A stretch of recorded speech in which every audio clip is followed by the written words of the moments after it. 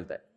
تو ایسے ہی جب پیٹ میں عورت کی پریگننسی ہوتی ہے, بچہ ہوتا ہے نا, تو بچہ جب تک مارکیٹ میں نہیں آتا, جب تک اس کے وہ کمپلیٹ نہیں ہو جاتا, تو بیڑا کس کا غرق کر دیتا ہے, وہ ماں کو خوراک صحیح نہیں مل رہی ہے تو وہ ماں کو چوس لیتا ہے. تبھی پھر بچہ پیدا ہونے کے بعد پھر خواتین میں ہڈیوں کے مسائل, کمر کے مسائل, بال گر گئے سارے, اور چہرے کی رونق ختم ہو گئی ہے. وہ ہیں جن کے میاں کیا ہیں, کنجوس.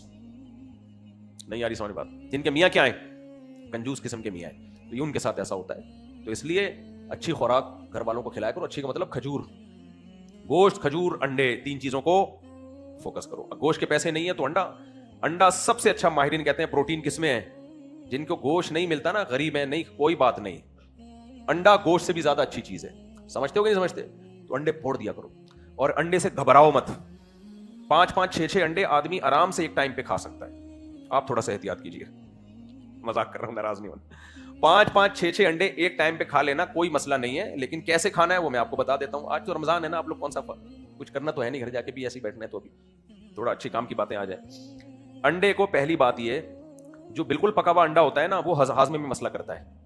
حکیموں میں مشہور ہے کہ فل زردی کا پکا ہوا انڈا دشمن کو کھلاؤ اور ہاف بوائل خود کھاؤ. یہ حکیموں میں بچپن سے ہم سنتے آ رہے ہیں, تجربہ بھی کر کے دیکھا ہے ہم نے. جو فل پکا ہوا انڈا ہوتا ہے نا, فل بوائل, وہ ہضم نہیں ہوتا اتنے, وہ گیس پیدا, جن کا میدا بہت پاورفل ہے وہ کھاتے رہے, لیکن نارمل آدمی کا ہضم نہیں ہوتا وہ. تو ہاف بوائل انڈا, اس سے بھی آسان طریقہ یہ ہے, پانی میں انڈے کو تل کے کھاؤ. میں ایسے ہی انڈا بناتا ہوں, پانی میں انڈا تلتا ہوں. آپ کہو گے تلنا کیسا ہو گیا پانی میں؟ بہت مزے کا انڈا بنتا ہے. آپ نے کیا کرنا ہے, 4-5 انڈے لے کے ایک ہی ساتھ پیالے میں ڈال دیے, ایک ہی ساتھ. زردی نہ ٹوٹے ان کی, پھر زردی جب ٹوٹتی ہے تو مزہ نہیں رہتا پھر کھانے میں. مجھے تو ایسا ہی لگتا ہے, اب آپ کا ہر آدمی کا اپنا وہ ہوتا ہے. انڈے کی تو زردی میں ہی تو ٹیسٹ ہے, جو زردی الگ سے ہوگی تو مزہ آئے گا. تو آپ نے کیا کیا, پانی کو فرائی پین میں پانی ڈال دیا. اس جب وہ پانی کھولنے لگے, یعنی ہلکا پانی ہو, زیادہ نہ ہو, تو وہ پیالہ آپ نے اس میں پلٹ دیا. چاہیں تو ہلکا سا نمک ڈال دیں اس پانی میں, ہلکا سا, زیادہ نمک شمک نہ ڈالیں کریں. تو وہ پانی میں ہی وہ نمک بھی, پکا ہوا نمک کم نقصان دے, کچا نمک زیادہ نقصان دیتا ہے. جو بلڈ پریشر کے مریض ہیں, کچا نمک کھا کے ایک دم بی پی شوٹ کرتا ہے ان کا, پکے ہوئے نمک سے اتنی جلدی اثر نہیں ہوتا, تو نمک کو پکا لیا کریں. تو آپ نے کیا کیا, پانی فرائی پین میں تھوڑا سا پانی, جتنا آئل ڈالتے ہیں, وہ جب اچھی طرح گرم ہو گیا تو وہ 5 انڈے یا 4 انڈے یا 3 انڈے حسب توفیق آپ نے اس میں ڈال دیے. اور اب امن اور شانتی کے ساتھ بیٹھ جاؤ, جلد بازی نہیں کرو. کھڑے ہو کے دیکھو نہیں یہ پک کیوں نہیں رہا, کیونکہ وہ دیر لگائے گا, تیل میں فوراً پک جاتا ہے. کیونکہ اس نسخے میں یہی ہے کہ انسان کو ٹینشن چھوڑ جاتی ہے, پکنا کیوں نہیں پک رہا. پھر وہ جا کے کیا کرے گا, چمچ سے نا اس کو ہلانا شروع کر دے گا, پلٹنا شروع کر دے گا, اس سے زردی ٹوٹ جائے گی, وہ انڈے کا مزہ خراب ہو جائے گا. تو آرام سے بیٹھ جاؤ بس, تو ٹائم لگے گا اس کو پکنے میں. ہوتے ہوتے جب پانی خشک ہو جائے گا تو بس انڈا تیار ہے. وہ آپ انڈا کھا لو اپنے خرچے پہ, تو اس سے یہ ہوگا کہ وہ دیکھنا ہضم بھی ہوگا, کوئی طبیعت پہ بوجھ بھی نہیں ہوگا. اور روٹی کم کھاؤ نا, یہ زیادہ کھا لو, روٹی میں بھی تو پیسے خرچ ہوتے ہیں.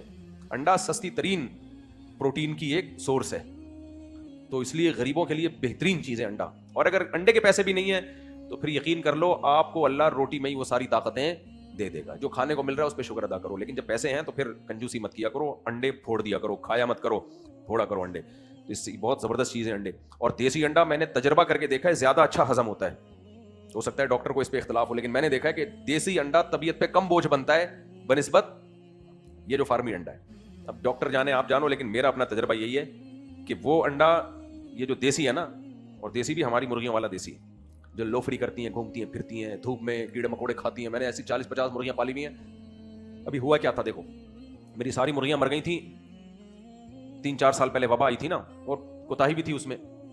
تو اس کے بعد 2-3 بچی اور ایک مرغا بچہ, پھر اسی سے نسل بڑھی, پھر 50-60 ہو گئی. لیکن اس میں آدھے مرغے آدھی مرغیاں. اب وہ جو مرغوں نے تباہی پھیلائی ہوئی تھی, مرغے کم ہونے چاہیے, مرغیاں زیادہ ہونی چاہیے. تو پھر ہم نے ایک دن ان سب مرغوں کے جنازے پڑے ہم نے, اور وہ سارے مرغے ہم نے کہاں ڈال دیے, فریزر میں ڈال دیے, دیسی مرغے. تو اب اس میں یہ ہوتا ہے کہ حسب توفیق خود بھی کھا رہا ہوتا ہوں, دوستوں کی دعوت بھی کر رہا ہوتا ہوں. تو میں نے کہا یار میں نہیں چاہتا تھا کہ یہ مرغے مریں, لیکن فطرت یہ چاہتی ہے کہ ان کو کاٹ کے کھاؤ, اور 4 مرغیوں کے ساتھ صرف ایک ہی مرغا رہے. سمجھ گئے؟ تو فطرت یہ بھی چاہتی ہے کہ مرد اور عورت جب برابر ہو جائے نا ریشو ان کا, تو فطرت چاہتی ہے مردوں کو مارو, کمبختوں کو مارو ان کو, تاکہ 2-3 عورتوں کے ساتھ ایک مرد ہو, بس باقی سارے مرنے کے لیے پیدا ہوئے ہیں. سمجھ میں آ رہی ہے بات؟ لڑیں گے آپس میں, ماریں گے ایک دوسرے کو, ٹینشن میں جائیں گے, یہ وغیرہ وغیرہ. تو فطرت نے مرد اور عورت کا ریشو اس لیے زیادہ نہیں رکھا کہ سب کی ایک ایک بیوی ہو. مرد مرنے کے لیے پیدا ہوا ہے, جنگوں میں, لڑائیوں میں, حادثات میں. تو یہ موت کا ریشو ہمیشہ مردوں میں زیادہ ہوتا ہے. اور مردوں کی عمر بھی عام طور پہ عورتوں سے کم ہوتی ہے. بیوائیں بہت دیکھی ہوں گی, رنوے بہت کم دیکھے ہوں گے آپ نے. میں نے بھی بتایا تھا نا, کینیڈا میں ایک صاحب مجھ سے ملے, مجھے کہنے لگے میری والدہ کی عمر 80 سال اور میرے والد 95 سال کے. میں نے کہا تمہاری ماں کو سلوٹ ہے کہ تمہارے ابا کو 95 تک پہنچنے دیا اس نے. یہ کریڈٹ میں نے کہا ابا کو نہیں جاتا, یہ کس کو جاتا ہے؟ آپ کی ماں کو جاتا ہے. انہوں نے اتنا اچھا سلوک کیا کہ 95 تک پہنچ گئے, ورنہ شادی شدہ آدمی 95 تک نہیں, وہ پہنچنے نہیں دیتی اس کو بھائی.